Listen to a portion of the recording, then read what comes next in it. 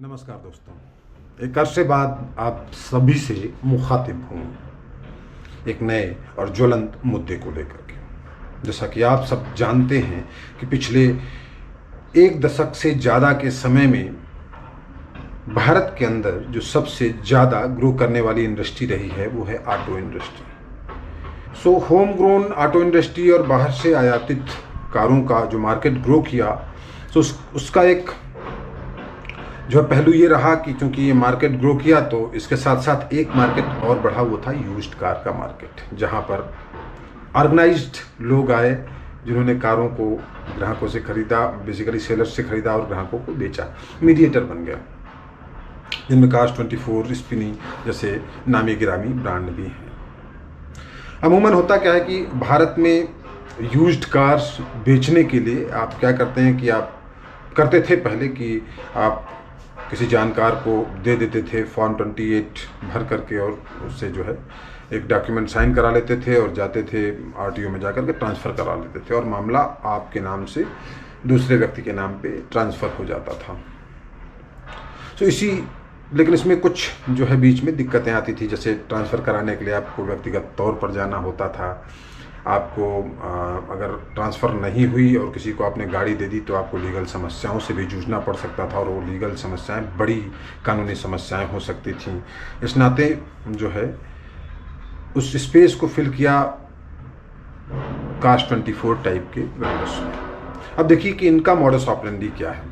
ये ऑर्गेनाइज्ड लोग हो गए जो पहले ब्रोकर थे, आरटीओ के बाहर मिलते थे, छोटे छोटे ब्रोकर्स थे, लोगों के संपर्क के आधार पर गाड़ियां बिकवाते खरीदवाते थे। तो उन्हीं का एक नया रूप, ओवरा ऑर्गेनाइज्ड रूप, ऑनलाइन रूप, जहां पर एक ऑर्गेनाइज्ड लीगल टीम है, जहां पर एक ऑर्गेनाइज्ड सेलिंग टीम है, मार्केटिंग टीम है, तरह तरह के नरेटिव्स के साथ।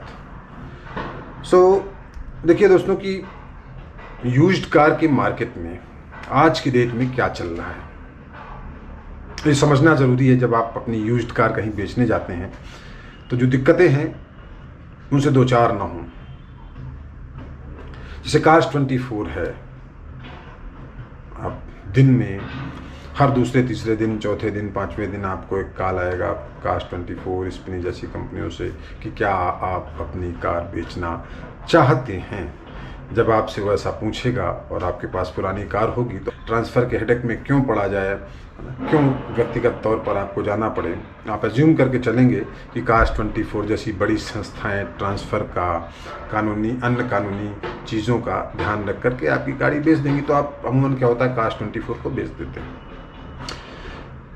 अब Cars24 को बेच देते हैं, उसके बाद एक फॉर्म साइन करके दे देते हैं, वो आपकी गाड़ी का एवलुएशन करते हैं, फॉर्म साइन करके दे देते हैं। उसके बाद गाड़ी पता नहीं कहाँ जाती है। आपने एक बार गाड़ी दे दी, उसके बाद गाड़ी को लोकेट करना भी मुश्किल है।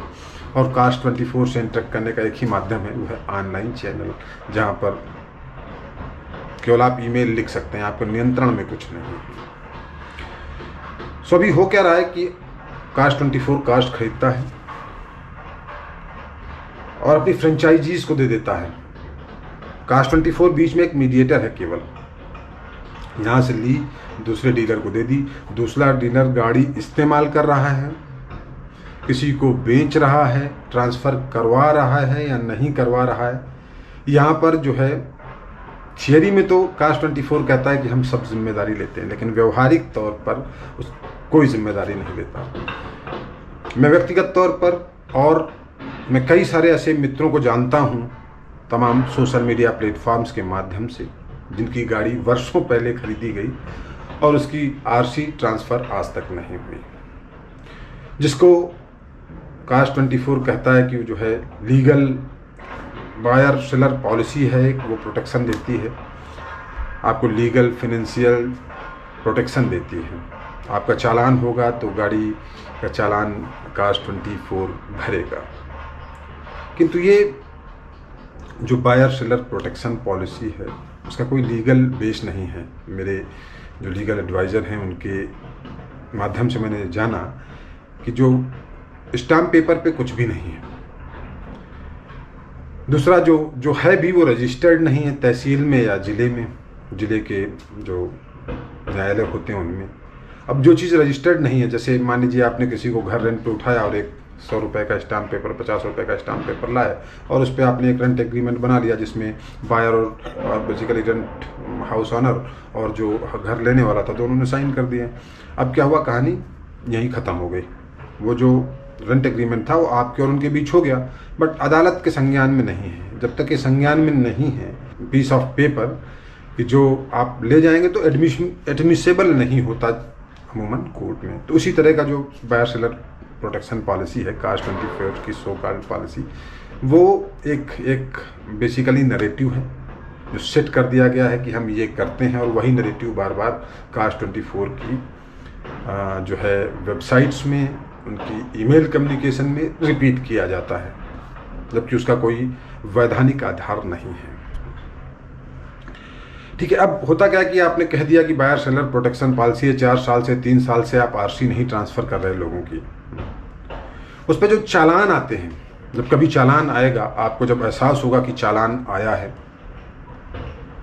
तो और अमूमन जब चालान आता है तभी आपको पता लगता है कि गाड़ी ट्रांसफ़र नहीं हुई। पहले तो आप अजम्पशन में रहते हैं कि कास्ट 24 जैसी बड़ी कंपनी ये तो सब अपने आप कर लेंगे, इनके लिए मुझे परेशान होने की ज़रूरत नहीं। लेकिन जब चालान आएगा तो आपको पता चलेगा अरे यहाँ तो कुछ गड़बड़ है मामला। अब जब चालान आएगा आप मेल डालेंगे, वो स्टैंडर्ड रिप्लाई भेजेंगे कि हम कोशिश कर रहे हैं और जल्दी ही इसको फिनिश कर देंगे, आप धीरज रखिए, बायर सेलर प्रोटेक्शन पॉलिसी जो है उसके अंदर आप कवर्ड हैं और आपको कोई नुकसान नहीं होने वाला। बट जब चालान आता है तो चालान का पैसा भी वही लोग भरते हैं और उनका क्लेम ये होता है कि चालान का पैसा तो भर दिया। बट चालान जो है किसके नाम पर आता है? कास्ट 24 के नाम पर नहीं, आपके नाम पर, जिसने गाड़ी बेची थी, जिसके नाम पे आरसी है। और चालान का माने एक दाग होता है, दाग कि आप ऑफेंडर हैं। अब किसी जो है डीलर को आपने दे दिया तो डीलर कैसे गाड़ी चलाएगा, आपको कोई कंट्रोल नहीं। तो चालान आपके नाम पर रिकॉर्ड में शामिल होते रहते हैं। पैसा देना एकमात्र काम नहीं है, आपकी सामाजिक जिम्मेदारी सवालिया हो जाती है जब चालान आते हैं। कल को ये चालान किसी विशेष स्थिति में आपके ड्राइविंग लाइसेंस इत्यादि के पात्रता को भी प्रभावित कर सकते हैं। एक वो चीज़ हुई। दूसरी चीज़ ये, कल को उस गाड़ी से कोई दुर्घटना हो जाती है, कोई घटना हो जाती है, चुनाव के टाइम कोई जो है शराब इत्यादि ढोई जाती है, तो जब वो गाड़ी पकड़ी जाएगी तो गाड़ी का मालिक धरा जाएगा और उसके बाद बायर सेलर प्रोटेक्शन पॉलिसी, ये पॉलिसी वो पॉलिसी दिखा देंगे आप, कोई कुछ सुनने वाला नहीं। ऐसे केसेस हैं, आप इंटरनेट पर जब सर्च करेंगे कास्ट 24 के बारे में तो ऐसे केसेस हैं जहां पर इन तमाम सेलर प्रोटेक्शन पॉलिसीज़ के नरेटिव्स के साथ लोगों को पुलिस उठा करके ले गई और वहाँ पर कोई काम नहीं आया। कास्ट 24 और उनके CEO, उनका कंप्लीट मैनेजमेंट, जो motor vehicle act of India को पूरी तरीके से उनके लूप होल्स को यूटिलाइज कर रहा है अपने वित्तीय फायदे के लिए और सरकार को दे रहा है राजस्व घाटा। सो आप ईमेल करेंगे इस पूरे मामले में, ईमेल में कुछ नहीं होगा, हमने पे कर दिया, बट जबकि लीगल रिस्पांसिबिलिटी आपकी है, हमारी। आप जाकर के किसी भी RTO ऑफिसर से पूछिए, जो RTO में काम करने वाले वरिष्ठ लोग हैं, वो आपको बताएंगे कि जब तक गाड़ी आपके नाम है उसकी लीगल रिस्पांसिबिलिटी आपके नाम है। जो बायर सेलर प्रोटेक्शन पॉलिसी है, जो फॉर्म 28 है, जब तक कि वो RTO के संज्ञान में नहीं है तब तक वो नल एंड वाइड है, उसका कोई यूज़ नहीं है।